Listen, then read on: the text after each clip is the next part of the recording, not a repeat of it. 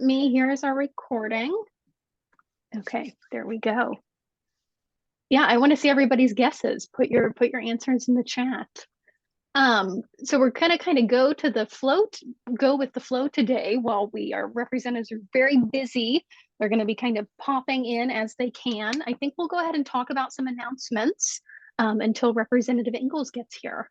Oh, Tommy Hexter says a tornado. Maybe that's the reason. I see. I don't know. Yeah. Okay.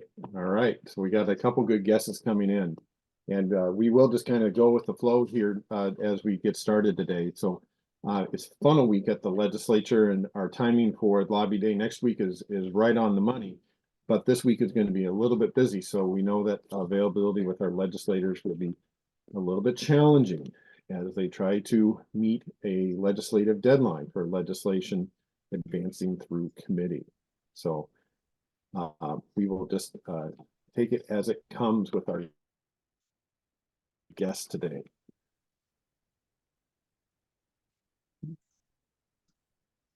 Yes. Aaron, I think you just are breaking in and out a little bit, but could be me, but I think everything is fine. Okay. Well, again, our trivia question, we can put it in as we're joined by a few more people today. We can put it back in the chat so that people can answer. The foundation of the Iowa Capitol was constructed in 1871, but it had to be reconstructed in 1873. And the question asks, why is that? So go ahead and put your answer in the chat. And then your other task as we get started today will be to put questions to our guests, Representative Chad Ingels and Representative JD Scholten. Put your question in the Q&A box if you have one. We'll get to as many as we possibly can today. So we know we have lots of questions and we'll have a lot more for next week, but we will get to as many as we possibly can today. Okay, I think Chad will be hopping on, Representative Ingels will be hopping on shortly. Let's talk, why don't we talk a little bit about Lobby Day until he gets here. Yeah. Aaron. Well, great. Yeah. Welcome everyone. We'll officially open up the Lunch and Learn today. This is the Iowa Farmers Union Lunch and Learn, and we are going to be joined by two guests today, Representative Chad Ingels and Representative JD Scholten. But before we get into our discussion about the 2024 legislative session with our guests, let's do a couple of Farmers Union announcements. And Christina, why don't we start with a couple from you? Yeah, so today's discussion is going to be great preparation for next week. So we want you to join us on Wednesday, February 22nd from 10 a.m. to 4 for IFU's Farm and Food Lobby Day. We're going to be talking about lots of great priorities. Aaron, I'll actually wrap this up. I see that Representative Ingels is on now, and we can talk more about Lobby Day later. Well, very good. We'll go ahead and get started. Representative Ingels, thank you for being with us today on a very, very busy week. How are you? Thank you for being with us. Good. I had my computer on mute on my end too, so I couldn't hear you or say anything. So sorry about that. I'm doing well. Well, good. And we are going to be new with our folks will be coming to Des Moines for the Iowa Farmers Union Lobby Day on Wednesday, and we'll be talking about a number of legislative priorities. What were your agriculture legislative priorities going into the session, and what progress do you see on those items that you've seen thus far? So one of my priorities was trying to incorporate some sort of fruit and vegetable processing fund, and that would look like more of a regional effort to increase the processing capacity. Steps we got some language put into a bill for small groceries. That would allow for that program to do that. That passed through the Economic Development Committee actually here yesterday, and so I'll continue to work on that. Very good. And we have as one of our priorities development of the local and regional food system, and certainly that infrastructure needed for our specialty crop growers, for our fruit and vegetable growers is a big part of that. tell us how that might help farmers if it were put in place.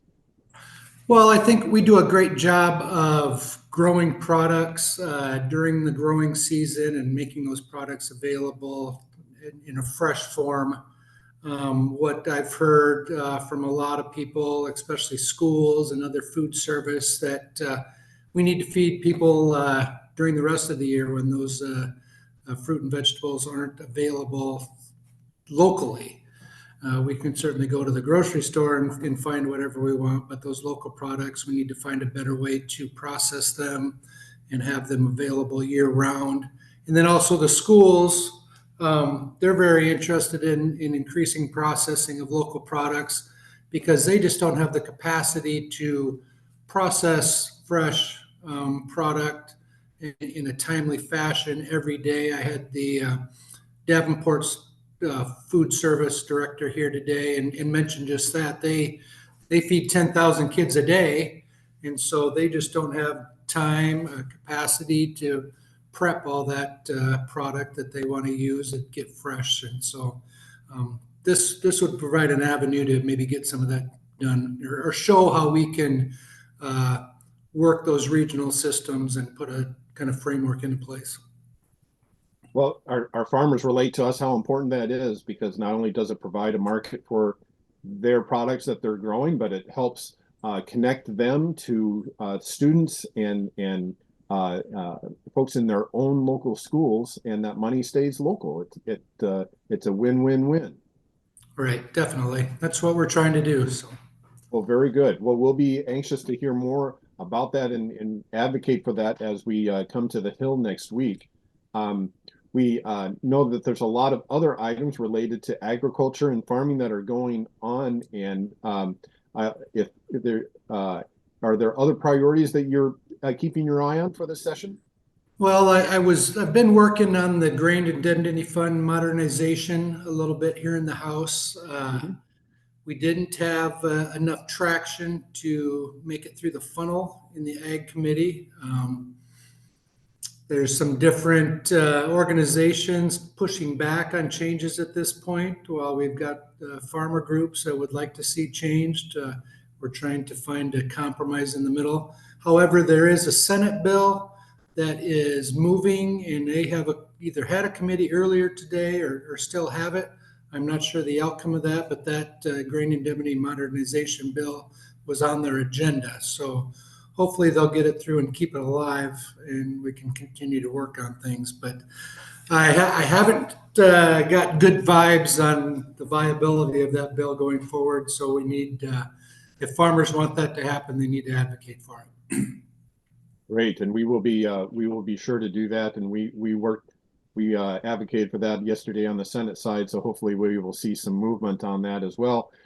Just as a reminder for our folks, that's a fund that grain farmers pay into in order to cover losses in case their buyer of grains goes out of business while their grain is there but not yet paid for. We've had a need to modernize that fund that we advocated for decades ago when the legislature helped put that in place during the close to the farm crisis time, I believe. So modernization is needed on that. So we appreciate your work on that as well. We have a question or two that relates to some other issues, and I don't know what timetable you're on, Representative Ingels, if you're able to take a question or if you'll have to run off to your next committee meeting. Oh, definitely. I can take a couple questions. Sure. We have Iowa has done some a good job of ramping up local foods work in Iowa on the infrastructure side and helping on that end of things. How about on the procurement side, trying to see if we can help our procurement of local foods through our institutions like our local schools? Do we see much movement on that front? I don't see a lot of activity on that from a state funding level this year, just because we have some federal funds that are in place to help make that happen over the next couple of years. I have brought up the subject, and we're kind of at the let's wait a year and maybe look at addressing that because of those federal funds in place. It's definitely something I would like to work on. Very good. we're also being asked about where things are with eminent domain and other pipeline issues like setback requirements. Are you seeing any movement there, and where are your thoughts on that? Yeah, so right now, we have not had any discussion in the House regarding that. Last year, we passed a bill to put in place a 90% threshold for eminent domain to be used. That's over in the Senate right now, and I really haven't heard if they're considering bringing that back up or not. To be honest, I've got mixed feelings on it. I can see both sides of it, and I think it needs to be, if we move forward with projects like this, it really needs to be a voluntary basis. The companies need to pay up to the farmer and engage the farmer in that way, and I think that's probably the best way going forward. But right now, as far as a formal legislative bill in the House, there isn't anything at this point. Well, very good. Well, we really appreciate your spending a little bit of time with us today. We hope that our folks can meet with you next week as well in person, and we can have even more in-depth conversation. But share your thoughts about the importance of farmers and rural residents making their voices heard by speaking with their policy leaders either at home in the district or coming to Des Moines. Yep, definitely. The last day on the Hill you all had, I had members coming up and asking me questions about some specific bills that your people were visiting about. They wanted more information, and so it's just a huge benefit for you all to come in and put a face on the issue and explain what some of these bills and potential legislation, how that affects you personally, and how it can grow Iowa's economy and provide opportunities for farmers. And I'm looking forward to seeing your crew next week. I've already heard from a few that are going to be here, and looking forward to it. Well, great. Well, thank you so much for your time. We really appreciate it, and we'll look forward to seeing you next week. Yeah, thanks for having me on. Sorry I was a little late. So. Oh, not at all. Thank you so much, Representative Yeah. Ingels. We'll Have see a good you. day. Folks, I'm going to remind you that our lobby day is scheduled for next week, and we will be starting at 10 a.m. at the Iowa Genealogical Society. You'll learn all about it by clicking on the links that we're providing and by our email invitations that we're sending. We'll be doing trainings in the morning about our priorities. And just quickly, we'll go over what those priorities are. One is advancing the local and regional food system. Secondly, it is land access, farmland access, and foreign ownership issues. And we also are going to be talking about soil health and water quality issues as one of our priorities. And then we'll also be talking about fairness for farmers and small towns. And we have a lot of issues related to those topics, and we'll be getting briefings in the morning on those issues. We'll be hearing from some guest speakers. We're set to hear from State Auditor Rob Sand as well, and he'll be addressing a number of issues with us, including the proposed sale of the Iowa Fertilizer Company in Weaver, Iowa, to the Koch brothers. So we'll look forward to that visit as well. And then after we get our trainings and we break up into teams, we will be having a wonderful local foods lunch, and then we will be heading up to the Rotunda in the Capitol shortly after lunch. So we're looking forward to it very, very much, and we're going to have an exciting day. So please sign up. Please plan on attending. I'm going to reveal the answer to our trivia question before we shift to our next guest. Remember, the trivia question asks, the foundation of the Iowa Capitol was constructed in 1871. It had to be reconstructed in 1873. The answer is, the answer to why that had to happen, the original foundation was waterlogged and it started to crumble. So it needed to be rebuilt in 1873, and the cornerstone is in the corner of the Capitol. And so come take a quick peek at the corner of the Capitol, reconstructed in 1873. So Let's shift to our next guest. Representative JD Scholten is joining us, and thank you so much for being with us, JD. It's a very, very busy week, and I know that you have a lot of work yet to do today. So sharing some time with us today is extremely much appreciated by our group. Thank you for being here. Yeah, happy to be here. Can you hear me all right? Just We making can hear you just fine. Perfect.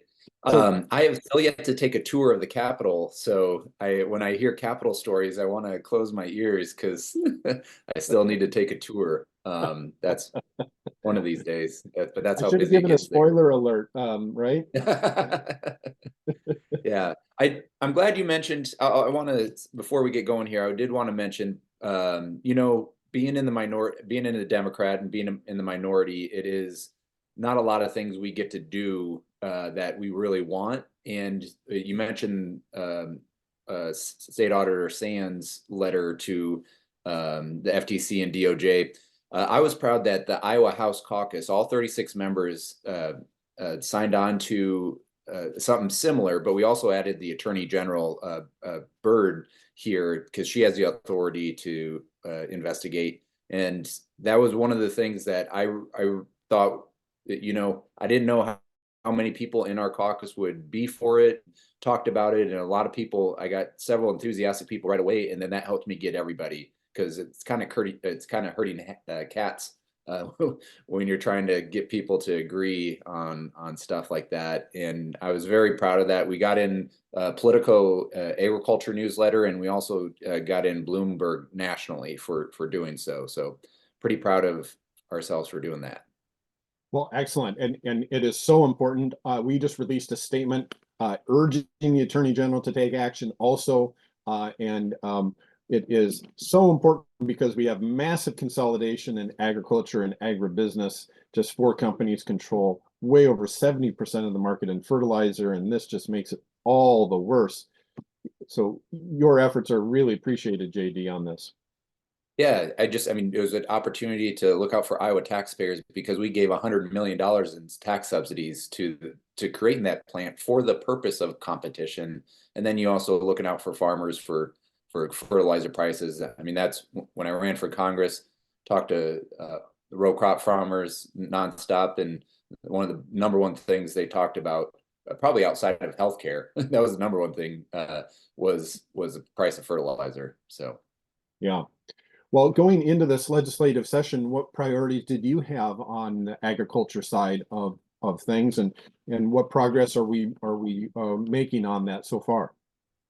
Yeah, was Representative Ingels already on? He was, yes, and he filled us in a So- little bit on some local food efforts, especially that he's Yep. paying attention to, and some issues dealing with Iowa's grain indemnity fund. Oh, yeah. So I wanted to first compliment him because he put in just yesterday in the Agriculture Committee, he had a bill that I'm sure he talked about on local foods that went part of the grocery bill. And I mean, I would love to see more, but I'm very appreciative of what he was able to do. It's $2 million for just a couple of years. I think we all realize that's not enough, but at the same time, it's better than nothing. And his efforts with that caucus, I think we can underestimate, or I guess I'm very appreciative of his efforts in that. There's again, being in the minority, trying to do the things and trying to work across the aisle. Last year was being my first year. I had a lot of goals I wanted to do, and you can get some on board, but you can't get everyone on board, and it's been difficult. But I think one of the things that I'm really trying to do that we can actually accomplish is in the local food area. And so working with Representative Ingels, Sioux City in the Northwest Iowa is by far the largest area that doesn't have a food hub. And I know there's different terms for that and everything, but that's one of, I think, the priority. I'm really pushing our chambers, Sioux City Chamber of Commerce, and to get behind this as well, because locally, and that's money that stays locally. You that I think there's millions of dollars that the state's missing out. I mean, hundreds of millions, if you want to really be honest. But in order to get that to happen, we need a start. And the want is there, the need is there, just that infrastructure is not there. And so anywhere we can build with that. And so that's part of the reason why I was appreciative of Representative Ingels' efforts on getting that local food, even though all the Democrats wanted a lot more, but I think everybody voted for it out of our committee. Some of the other things, you know, I'm trying to find more ways that we can give farmers independence. A lot of, like, when we talk about antitrust stuff, that's a lot of that's federally, and so the one thing that I think that I'm trying to also put on people's radar that nobody's really thinking about, and I mentioned this to Iowa State came and talked at our agriculture committee, is that the 2005 consent decree that the AG's office had with all the meat packers. It went for 10 years and then it extended for another 10 years. So it's up in 2025. And so I'm trying to find a way, because I'm trying to see if the AG's office is going to extend it for longer or not. But there's protections for farmers there. There's anti-retaliation for whistleblowers and things like that. That's language in there that I want to make sure our farmers have, just in case something comes up. I think that's extremely important. It's been the law of the land for 20 years. I'm comfortable with codifying it and trying to find partners who are willing to do that. There's a lot of money that these packers are going to Iowa State University for different research stuff. I want to make sure that it's not 20 years ago money. I want to make sure that it's modern, just allowing for more research, like the vaccine center at Iowa State and things like that. Things that I think are very important that I know Iowa State's pushing, asking us for more money. I don't know if we can do that, but at the same time, that's an avenue that they could get. I'm not necessarily for how much a lot of these agricultural companies invest in Iowa State. You know, that scares me a little bit, but at the same time, if we can find a way to get them some revenue so they can do good work elsewhere as well, I'm interested in doing that. So, Very but good. I feel the overall theme is just playing whack-a-mole. Like there's crazy bills everywhere and you can't keep up with everyone. And I get asked all the time when I'm back home in Sioux City, what about this bill? What about this bill? What about this bill? And it's really, really hard to figure out. I mean, it's hard enough to know what's in the House, and then when you add what's in the Senate and in the House, but there's some really, really shady and crappy bills out there right now. And I just I don't know. I'm worried about the state. Yes, and you know, we have a couple people asking about a few of those issues that are ongoing, and I know that you had raised concern. For instance, we just learned about the number of boards and commissions that are being written out of Iowa law and out of existence that often provided the feedback from ordinary citizens to with our government and how it operates. And a number of important boards and commissions are being, and our members have, in the question and answer, have asked about a few of those. That legislation is moving out of committee as well, it sounds like. Yeah, I'm not on government, state government. Whoever the folks who are on state government, especially on the Democratic side, I just got to say, God bless them. They're putting in extra hours. I think they have to go back late tonight on some last minute stuff. There's some election laws that are absolutely horrific, like getting away from drop boxes. I mean, they've limited them already. Anti-democratic ones. That one bill is to allow people who are felons to run for office at the federal level. That's pretty much a Trump bill, even though in Sioux City we have a county board of supervisor whose wife has 52 counts of voter fraud against her. So this would benefit him as well. I don't know. I just, you want to put these bills in that allow for, doesn't matter who's in, whether it's a Democrat or Republican, you just safe elections, fair elections, and just chiseling away at that is really scary. Yeah, it's just, there's so many bills, and like, it's hard because I want to raise attention of all these horrible bills, but in doing so, like, we don't know which ones are actually going to go to the floor of the House. We don't know which one's going to come out of the Senate. And so it's really hard to talk on some of these bills when you don't know if they're just one person in the Republican caucus. It's their pet project that they just want to make sure they have a subcommittee so they can get attention, and like, that's it. I see. A lot to be sorted out then, it sounds like, and it's a good timing for our folks to come next week to the luncheon, to our lobby day. And we're looking forward to seeing you and your colleagues on on Wednesday. Tell us how important it is to have our engagement from our farmers and our rural residents in such a kind of chaotic atmosphere. Yeah, no, it's one of my favorite days of the year that you guys come out. So I will say that because we're just being thrown at all these different things, that it is so important that you guys come with your priorities so we understand some of these things, because it may not be matching up eye to eye on some of these, but there might be like a portion